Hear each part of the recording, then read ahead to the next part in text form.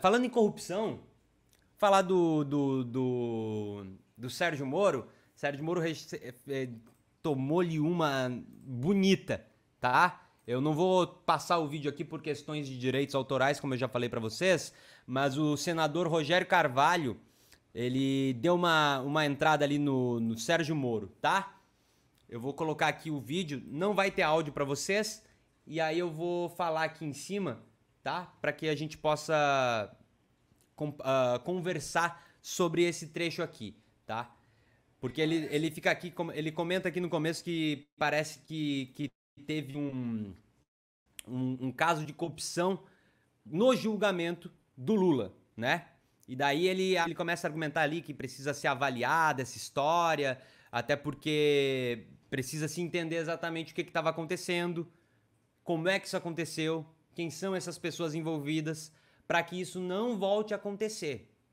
Porque toda essa história, né? Lava Jato, muito recente, Sérgio Moro e balão de gás de um super inflável do Sérgio Moro, fantasiado de Superman. Todas essas coisas terminaram numa tentativa de assassinato da política, tá? As pessoas agora acham que elas têm que fazer tudo com as próprias mãos. E quem acha que não tem que fazer com a própria mão tem que usar um revólver, inclusive para votar, né? Ele tá falando justamente isso.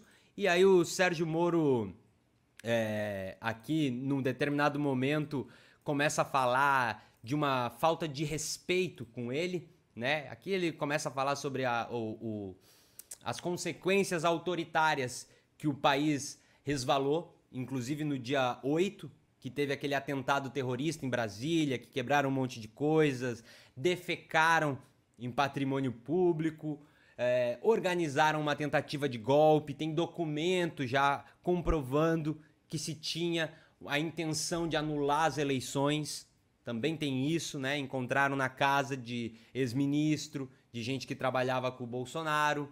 E aí o Sérgio Moro se sente ofendido, né?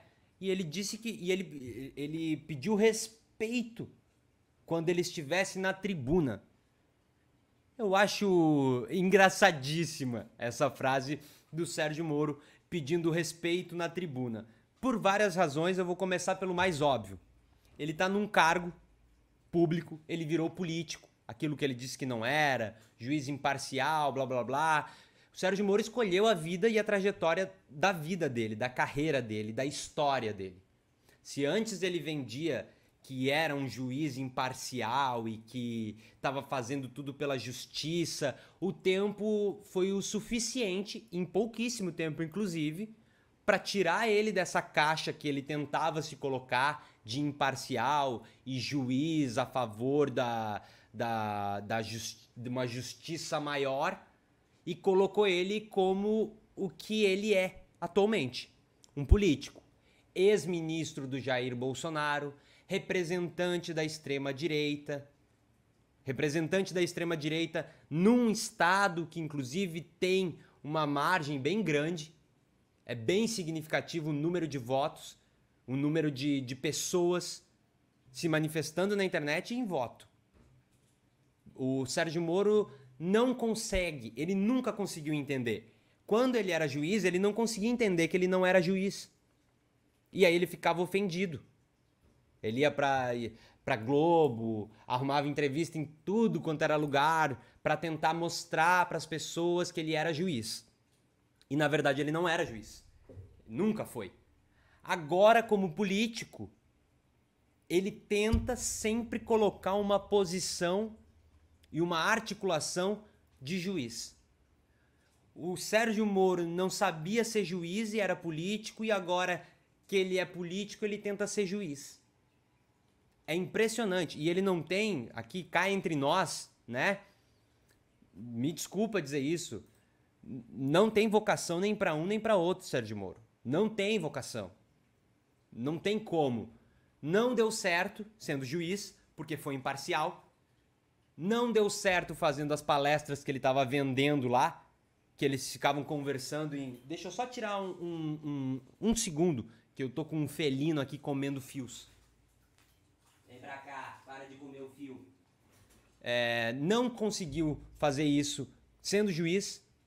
Não conseguiu fazer... E as pessoas, inclusive, falavam, não, como é que um juiz vai largar a carreira e a ascensão que ele pode ter e o salário? Não é por dinheiro, não é por isso, não é por aquilo. Aí ele começou a vender palestra que eles ficavam conversando, os juízes ali, todo mundo da Lava Jato, tinha um grupinho no Telegram para ficar conversando nos valores que poderiam vender as palestras e ser coach de gente ali e a fortuna que poderiam ganhar. Depois tentou trabalhar para empresa privada com informações que ele não deveria ter, ele não poderia levar, levou informações que não são do Sérgio Moro, são informações do Estado.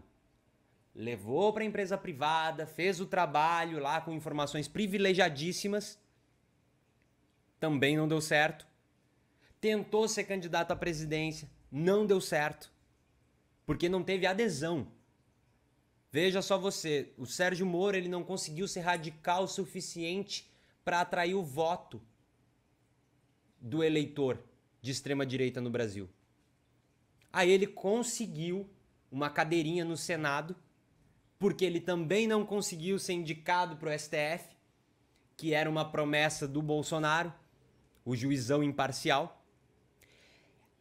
E agora eu vou, assim, numa coisa que não tem discussão nenhuma, porque tudo isso que eu tô falando aqui, alguém pode dizer que, isso é a tua percepção.